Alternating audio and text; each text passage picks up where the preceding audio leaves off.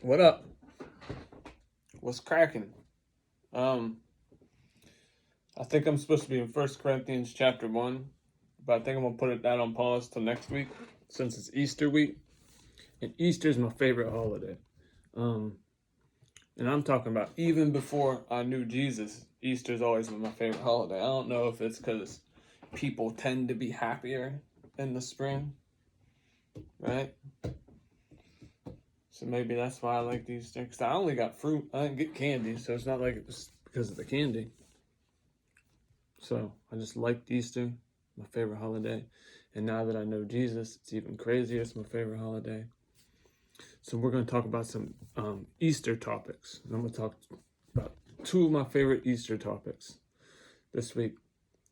Topics that I've never heard preached, I should say. I've never heard these things talked about, but they're very interesting subjects. And the first subject that I find interesting in the Easter story is the Judas and Peter story. How both their stories played out, because both of them denied Christ. One of them ends up being the disciple that Jesus says the church is going to be built on, the cornerstone, the rock, Peter. And the other one goes and hangs himself or throws himself off a cliff. I guess it's not too sure. Something or the other. Something happened where he killed himself, though. Judas. The one yeah, we'll get into the stories. All right, so first off, Peter, Judas, both disciples. There's 12 disciples. Jesus picked both of them. Right from the very beginning, Jesus makes we can skip over that. I don't need to get that far in depth. So it comes to Easter week, right? So this is, and my next topic is going to be on the Garden of Gethsemane, when Jesus got arrested, and before Jesus got arrested. So this would be right before that, actually. So I guess it kind of is going in order a little bit. So they're at the now let's get this at the here's some context. Judas was the treasurer for the disciples, right?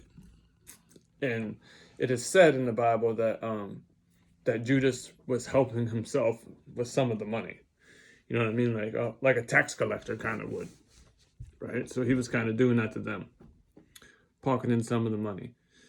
And he's always the last. This is interesting. He's always the last disciple mentioned. Every time the disciples are mentioned, Judas is always the last one mentioned, which sometimes feels like he was the furthest apart from them or something, at least in my mind. So they get to Judas. So the Pharisees, the church leaders, and the Sadducees, right, are like political officials, and the other ones are like religious teachers. So the Pharisees and the politicians are trying to kill Jesus, and they're trying to arrest Jesus and have him crucified for blasphemy, because Jesus keeps implying that he can forgive people's sins, and that he is God, or the Son of God, the Messiah. So they're trying to get him arrested for blasphemy, right? So Judas, who is the treasurer, right, always has his hands in the money. So maybe even Judas is the one that does the exchanges. He's like the insurance guy of the group. You know what I mean? So when they need something done, he goes and does it, pays for it because he has the money. So he's like the secretary, maybe, or I don't know. You know what I'm saying? Like he's the one that does the interactions, like the businessman of the group. That's how I picture it anyway. Right? So Judas goes and tells the Pharisees. Now here's another interesting fact. Judas, well, most of Israel and the Israelites, including the disciples, think that Jesus is the Messiah, but that he's coming to overthrow the Roman regime, and that he's coming to set up his kingdom on earth physically, right? So this is their mindset. This is what they think is going to happen, even to the point where Jesus begins to tell them, hey, I'm going to go to the cross. I'm going to, in shorter, he's telling them that he's going to be crucified, yada, yada, yada, and they're going to Jerusalem. This is what's going to happen. And Peter says that he won't let it happen, that he'll go to the cross with him. He'll die with him. And that's when Jesus says, no, you're going to deny me 3 times before the rooster crows, yada, yada, yada. And he even says, when Peter starts talking, get behind me, Satan, for you don't know the will of God, or something like that. For you don't have the things of God at mind. Get behind me, Satan, for you don't have the things of God at mind. He says that to Peter, right? So, the disciples all thinking this and knowing this, Judas decides that he's going to tell the Pharisees and the Sadducees where Jesus is at. And in turn, they're going to pay him 30 pieces of silver, right? So, and Judas thinks, so I'm going to get this straight. Judas thinks that by doing this, it's going to make Jesus act. That they're going to come to arrest him and Jesus is going to have to set up his kingdom now. So he's kind of trying to force the issue. And the guy that plays in our play on Thursday, who plays Judas, his name's Nathan Gramley. Dude, he does a beautiful job. So I get a picture of what Judas would look like in my mind. So he provided a voice for my picture of him already. Yeah, kind of shrewd.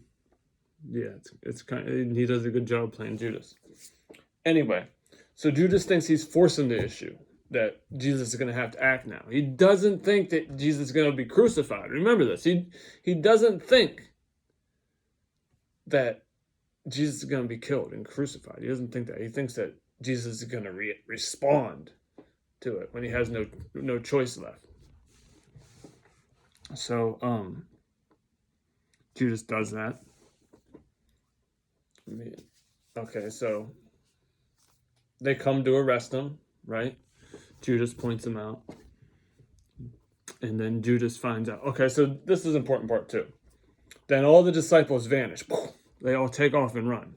After this first soldier comes up, grabs Jesus by the shoulder, Peter whips out a sword, cuts his ear off. Right? And Jesus says, if you live by the sword, you're going to die by the sword. Then he heals the man's ear. And the man's ear comes back. And then all the disciples flee. And I'm pretty sure John and Peter follow. And I'm not sure if that's exactly in the Bible, but for some reason I think that. So I'm just going to tell you the story the way I think it. Movie people do it all the time. So John and Peter follow behind at a distance, right? And they're not together. I think Peter's back a little bit further than John. And then they get into the inner gate where Jesus' trial is going to take place and he's going to be scourged and beaten. And John's already in there.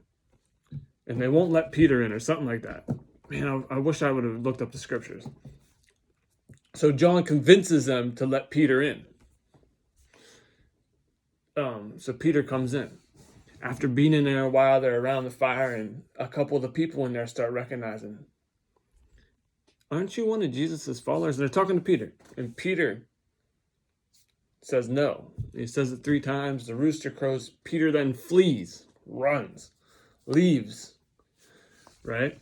And at the same time, Judas is getting a change and he's throwing it back at the Pharisees. Now that he knows that Jesus is getting beaten and he's going to be crucified and killed, now he's trying to give the money back. I betrayed innocent blood, he's saying. In a sense that some people are saying that's him repenting. But it's very interesting how the 2 stories end. And I'm trying to tell you, I'm already getting long. I'm getting too much in detail. So anyway, so Judas runs off and hangs himself, right? After doing this, after the Pharisees and them said, we're not taking the money back. Cheers, right? So Judas goes and hangs himself. Peter flees. He runs, right? Jesus goes to the cross. The only disciple to follow Jesus all the way to the cross is John, right? I don't know why I keep saying right. Gosh. The only one that's followed him all the way across was John. Was in there when he got beaten, saw it all, right? And John also is the disciple at the dinner when Jesus says one of you guys will betray me. All the disciples are wondering, is it I? Is it I, which is what our play is about on Thursday. I'm promoting the play now. I don't even intended to. And none of them know who's going to betray Jesus. So they've all asked John. And they asked John to ask Jesus. And John asked Jesus, and Jesus tells John, the next person that dips is the one who will betray me. So John gets the answer. Right? And these details are important to remember about John as well. So Peter flees, but Peter stays close, right? He's feeling down, because he just denied him. He said he would go all the way across it, he said he would die for him. But he's now denied him. And he's feeling bad, but he's not giving in, right? He's sticking. How do I say this? See, I relate to Peter, because this is the kind of struggle I had. So me and Peter's story is similar, and the end result's similar. Well, I don't know about the end result, but the way that Jesus restores them similar is what I meant. And I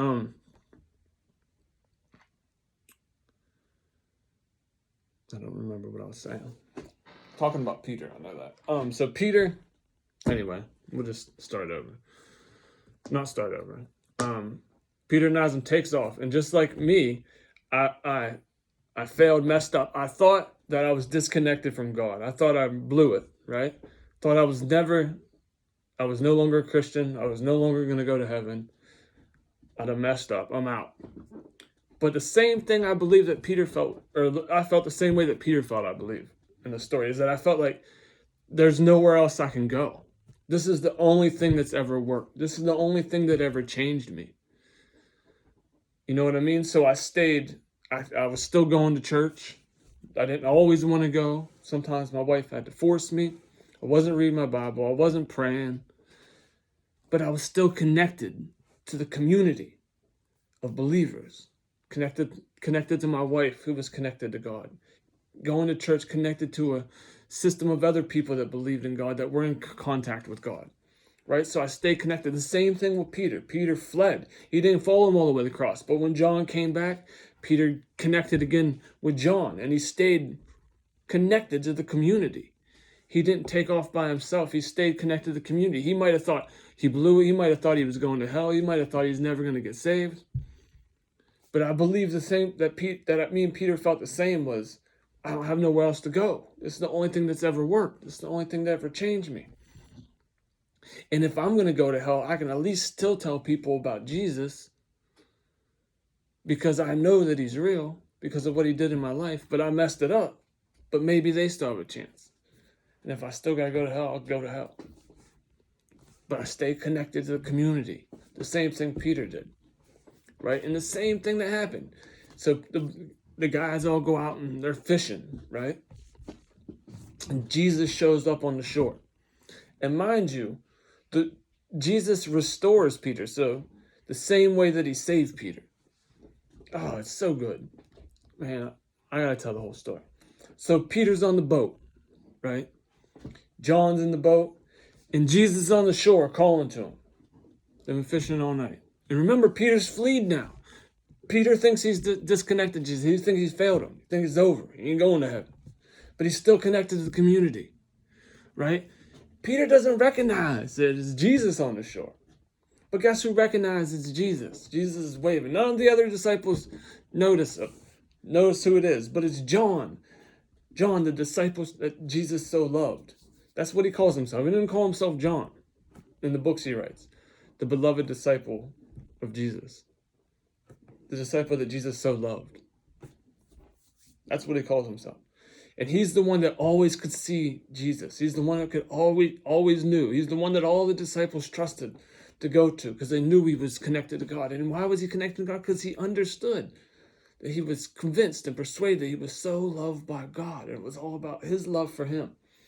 That's what I believe. Right? So then Peter, John says it's Jesus. Peter, this is how much they trust John. Peter just immediately dives in the water, swims to the shore. He doesn't turn around and question John. He doesn't argue with him. He doesn't say, that's not Jesus, because he didn't recognize it's Jesus. Right? He didn't see it. But John did it. And as soon as John said, he just dove in. He didn't say, that's not Jesus, dude. I see it with my own eyes. But he was so convinced that John knew Jesus so well. He dove in, swam to shore. Gets in there. And so basically Jesus pursued Peter. But it's because Peter hung on, and because Peter was around fellow believers that could point him and say, there's Jesus. Because without John being there, Peter doesn't even see Jesus. Peter just floats on, goes on, doesn't even see him. But because he's connected to the community points him out. There's Jesus, then you start seeing what they're seeing. And you start hearing what they're hearing. And here the whole time Jesus has pursued you to come to restore you, to tell you, I love you. That's what he's teaching Peter. I love you. Do you love me? Do you agape me? I philo you. Do you agape me? Saying, do you love me unconditionally? And Peter keeps responding with the only kind of love that he knows how to reach, because he doesn't know agape love. He doesn't know how to get, so he's responding, yeah, I love you like a friend.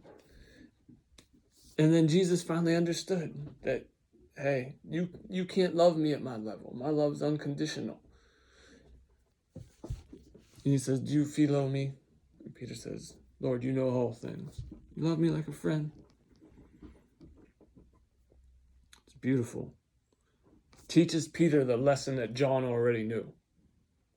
Taught Peter, it's about my love for you, Peter. It's about how much I love you. It's about my agape love for you.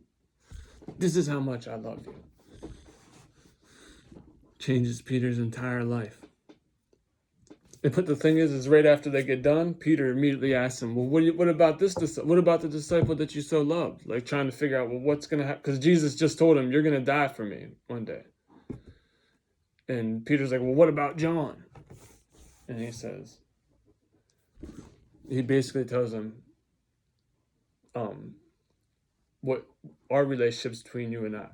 You don't need to intermingle in other people's business. I wish I would have looked up that scripture too, because I just butchered it. So the moral of the story is the difference between Judas and Peter is Peter stayed connected. Even when Peter didn't feel like he was so loved. Even when Peter didn't feel like he was connected to Jesus. He stayed connected to the community, and the community stayed connected to him. Right? They're the ones that came and encouraged him. They're the ones that edified him. They're the ones that picked him up, made sure he stayed connected. And then when Jesus shows up and nobody else sees him and John points it out, that's what we need. We need somebody. We need people. We need to be connected to the community. And the community needs to so love us the way God so loved them. I gotta love people the way God first loved me.